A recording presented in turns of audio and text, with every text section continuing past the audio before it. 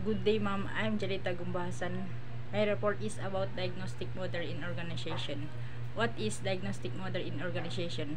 Ito po ay isang sistema ng proseso para po suriin ang kalagayan ng isang organization at tukuyin ang mga lugal na kailangan pagbutihin para po makamit ang ninanais na resulta.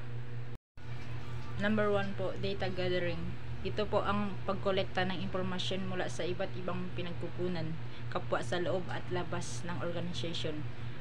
Ang mga panloob na pinagkukunan ay maaaring magsama ng mga survey sa mga empleyado, performance review. Ang panlabas naman na pinagkukunan maaaring maging market research, mga pagsusuri sa kakumpetansya.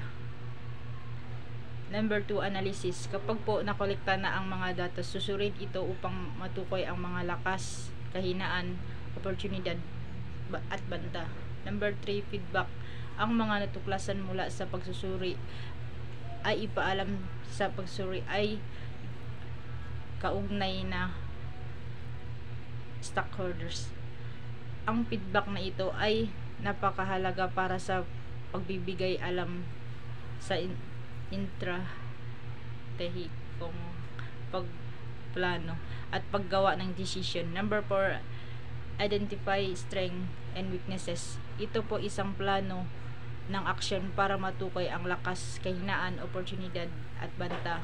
Ang plano ito upang mapahusay ang kasanayan ng mga empleyado. Number 5, opportunities. Ito po ang magpatupad at ang pag-unlad para ang organization ay nasa tamang landas para makamit ang mga ninanais na resulta ng organization. Investing in organization. Diagnosis in an investment in your future success and resilience. Number 1 po, the cost of inaction. Ito po kapag hindi naintindihan ng kumpanya kung ano talaga ang nangyayari sa loob, like problems or issue. Halimbawa po, paulit-ulit ang mga problems. Number 2 naman po, empowerment through insight. Ito po kapag alam mo ang tunay na sitwasyon ng kumpanya. Halimbawa po, mas malinaw ang pagdedesisyon. Diagnostic model directly lead to a more effective, efficient, and resilient organization. Optimize performance. Improve efficiency and productivity. Ito po ang ibig sabihin, mas mapapadali ang trabaho, mawala ang mga sagabal at mas maayos magamit ang mga resource tulad po ng mga pera, oras. Strategic alignment.